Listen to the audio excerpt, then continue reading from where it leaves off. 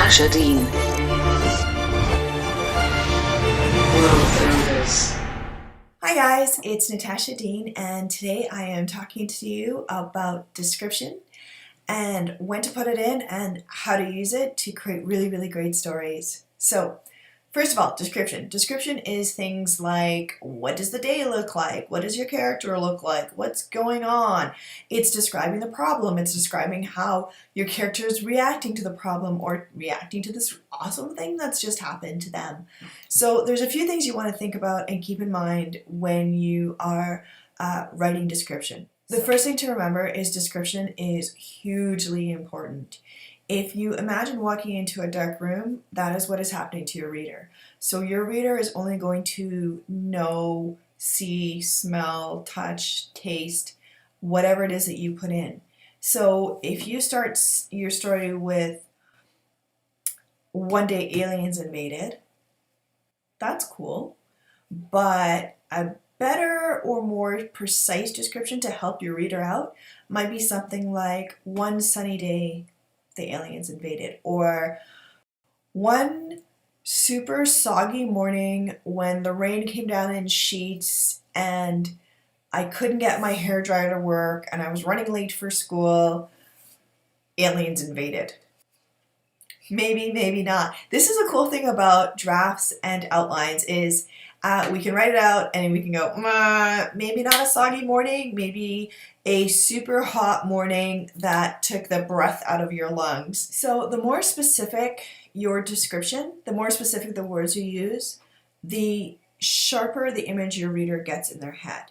Right? One day becomes one sunny day, or it's one rainy day, great. Or it's a day when it's so hot it's taking the breath from your lungs. The second thing you want to think about is who is your character, because who your character is will really influence how you describe things. If my character is 9 years old, they're going to have one set of vocabulary to describe how they're feeling and what their day is like.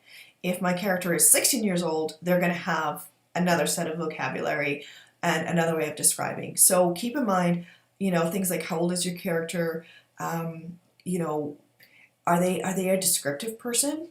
So in my book, Guardian, in that Guardian series, Maggie's not a super descriptive person. So I wanted to make sure that I gave enough information for the reader, but also stayed core to who she was. Whereas Nira from In the Key of Narragani is very descriptive, and she references music and stars and moonlight because that's who she is. Right? And the last thing to think about is, where do you want to put in your description? So if you think about words like currency, like money, right? Where do you want to spend it? Because you don't have endless amounts of pages to tell your story. You only have so many pages. So for me, when I'm going to use my description, I'm going to use it when I really want readers to understand what is going on. So in the beginning of the story, I'm going to make sure that I put in lots of descriptions so they know where they are and what's happening. If the scene is really important to the character and really important to the plot line, I'm going to slow down and put in lots of description and use, lots of things like feelings, like how is my character feeling? I'm going to I might use a sense of humor to have my character make jokes, and then that way I'm going to help my reader figure out how my character is feeling about it through humor. I may have other characters come in, and through them talking to each other, I have a chance to describe out what's going on.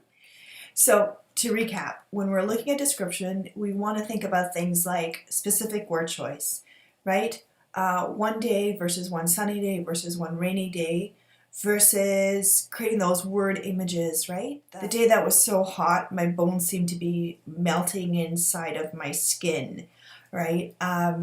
Number 2 is, who is your character and how do they reference, because that will color and influence the kind of words that you use to describe. And 3, where do you want to put in that description? So do you want to put it in because you want readers to know exactly what's going on in space and time, or are you writing a murder mystery and you want to be able to fool your readers and trick them a little, so you're going to describe this one thing a lot and make them think like, oh, this is really important, I should pay attention to it. But quietly you're sliding in the actual clues somewhere else. Good luck with your writing, and thank you for joining me. Blow through this.